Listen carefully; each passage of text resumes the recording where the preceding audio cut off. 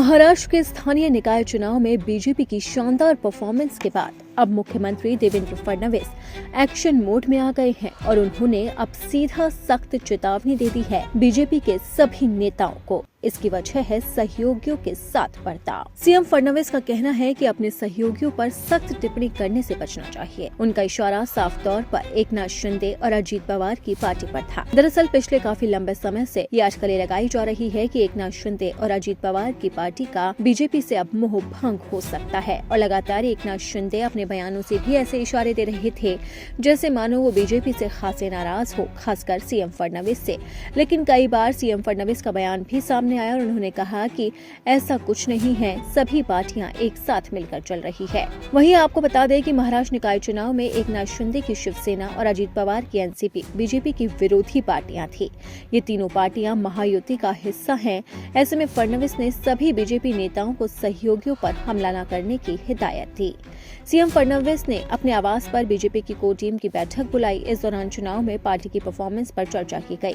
निकाय चुनाव में बेशक बीजेपी का पलड़ा भारी था, लेकिन कई सीटों पर पार्टी को हार का सामना भी करना पड़ा। मुख्यमंत्री फडणवीस ने कहा कि निकाय चुनाव में बीजेपी और बेहतर कर सकती है। चुनाव प्रचार के दौरान कोई भी सहयोगी दल हमारे सहयोगियों पर हमला नहीं करेगा। सीएम फडणवीस के अनुसार निकाय चुनाव में महायुति की जीत आगामी महानगरपालिका चुनाव के लिए सिर्फ एक ट्रेलर है। आपको बता दें कि महायुति की तीनों पार्टियों ने निकाय चुनाव में अब तक 288 सीटों पर जीत हासिल कर ली है। वहीं महाविकास अघाड़ी सिर्फ 44 सीटों पर ही सिमट कर रह गई। अब सबकी नजर 15 जनवरी को होने वाले बीएमसी चुनाव पर है, जिसके नतीजे 16 जनवरी को जारी किए जाएंगे।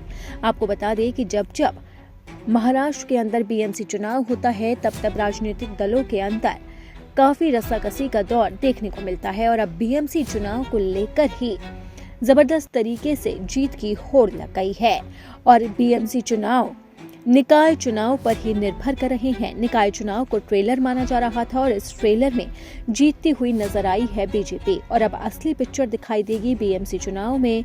ऐसे में सभी दलों ने बीएमसी चुनाव को जीतने के लिए एड़ी चोटी का दम लगा दिया है।